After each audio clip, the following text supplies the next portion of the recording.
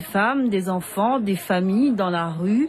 C'est le triste spectacle offert jusqu'à ce matin aux abords de la place des Palmistes. Ces demandeurs d'asile sont d'origine syrienne. Ils revendiquent un statut de réfugiés politiques. Ils disent avoir fui leur pays et ses violences. Ils dorment dans la rue depuis 2 mois après quelques brefs séjours en centre d'hébergement. La Guyane n'est qu'une terre de transit.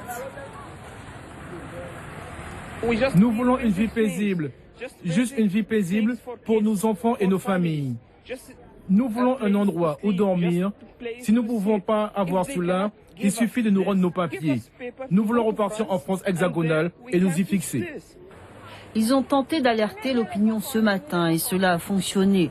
Élus et responsables politiques se sont déplacés.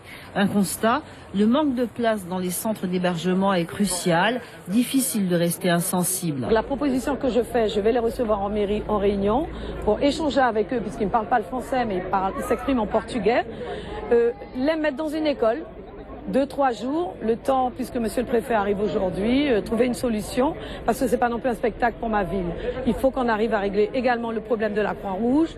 Donc voilà, ça va être une série de réunions avec des interlocuteurs bien précis, et il faut que nous trouvions une solution, c'est pas normal. Depuis le 1er janvier, 1500 demandes d'asile ont été déposées en préfecture. Les demandes émanant de réfugiés syriens, irakiens ou libanais représentent à peine 4% du total.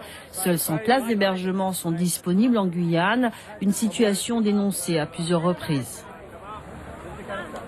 Il faut que l'État, dont c'est le pouvoir régalien, règle ce problème.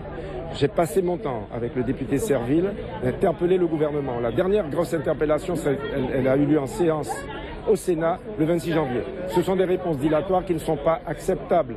Il faut que l'État, que le gouvernement prenne ses responsabilités, mette ces personnes qui le demandent dans un avion et les rapatrie vers Paris parce que les conditions ne sont pas réunies pour les accueillir dans des conditions humaines. J'insiste sur le mot humain.